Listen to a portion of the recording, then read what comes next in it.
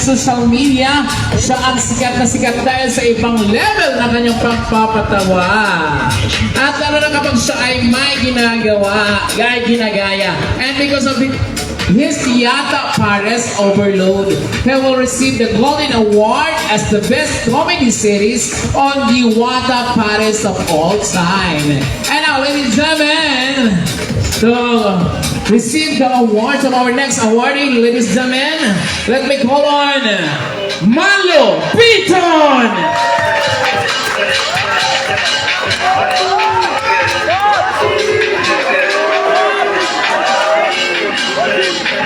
Ang galing niya. Parang gusto ko magpalahi sa kanya.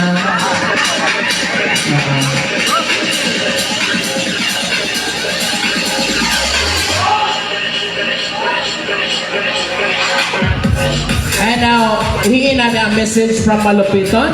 Ano masasabi niya sa kanyang awards? Yun, maraming salamat sa mga pumunta dito sa birthday ko. Sobrang natutuwa ako ngayong gabi kasi sobrang dami talagang tao. Maraming salamat sa award na binigay mo, Diwata. Andito sa Yata Pares Overcook. Salamat po. Maraming salamat po sa pag-imbita. Maraming salamat po sa Golden Award. Grabe. Sa school, never ako nakatanggap nito. Kahit medal, wala. Dito na ako nakakatanggap. Maraming salamat po sa inyo. Congratulations! Galing-galing!